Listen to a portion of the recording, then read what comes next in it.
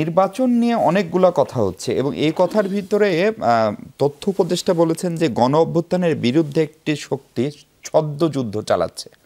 ফলে এটি তো খুবই পরিষ্কার যে যারা বিরুদ্ধ শক্তি, যাদের 16 বছরের বিশাল সাম্রাজ্য এই গণ অভ্যুত্থানে ভেঙে গেছে, তাসের ঘর হয়ে গেছে, তারা তো আসলে ষড়যন্ত্র চালানোরই কথা।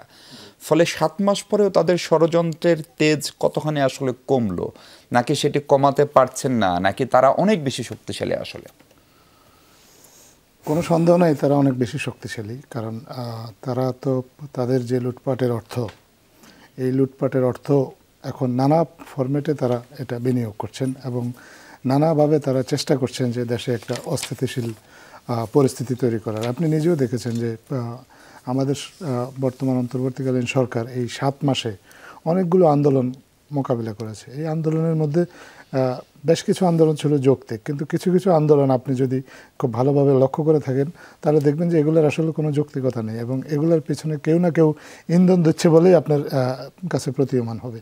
তো এই ইন্ধনগুলো বা দেশে আরও পরিকল্পিতভাবে অনেক কিছু ঘটনা ঘটিয়ে যাকে দেশটাকে ডিস্টেবিলাইজ করা যায় সেই চেষ্টা তো তাদের অব্যাহত আছে এবং তারা যে সেটা খুব গোপনে রেখে রেখে করছে তা না, তারা কিন্তু প্রকাশ্যে ঘোষণা দিয়েই করছে। আপনি যদি তাদের সামাজিক যোগাযোগ মাধ্যমে দেখেন, সামাজিক যোগাযোগ মাধ্যমে একজন, সেদিন আমি দেখলাম একজন বলছে যে তারা প্রয়োজনে দেশে গৃহযুদ্ধ বাঁধিয়ে দেবে। একজনকে দেখলাম, আপনারাও দেখেছেন, যে উনি বলেছেন যে কাউকে রাত্রে ঘুমাতে দেব না। এই কথাগুলো কিন্তু তারা খুব চুপচাপ বা একেবারে প্রকাশ্যেই বলছে, সেটাই আমি বলতে চাচ্ছি। যে সো এই যখন এইরকম একটা অবস্থা তারা নিচ্ছে এবং তাদেরকে কেউ কেউ সহযোগিতা করছে বলেও আমাদের কাছে প্রতীয়মান হয়। আরেকটা জিনিস হচ্ছে যে এই যে 16 বছর তারা যে দেশে আপনার দুঃশাসন অপশাসন এগুলো চালিয়েছে, এগুলোর তো কিছু বেনিফিশিয়ারি আছে দেশে।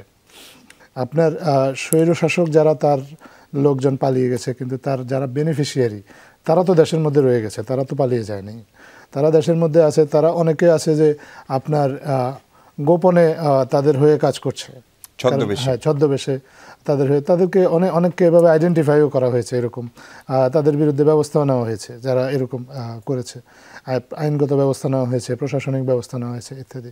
তো এই ষড়যন্ত্রগুলো এগুলো কিন্তু থেমে নাই এবং এগুলা আরও চলবে এবং এটাকে মেনে নিয়ে অন্তর্বর্তীকালীন সরকার কাজ করছে এবং অত্যন্ত আন্তরিকভাবে চেষ্টা করছে যে যাতে তাদের ষড়যন্ত্রটাকে ব্যর্থ করে আমাদের যে কাঙ্ক্ষিত লক্ষ্য বা যে কাজগুলো আমরা নির্ধারণ করেছি নিজেদের জন্য, সরকারের জন্য, দেশের মানুষের জন্য, রাজনৈতিক পরিবর্তনের জন্য, সেই কাজগুলো করার চেষ্টা করছি।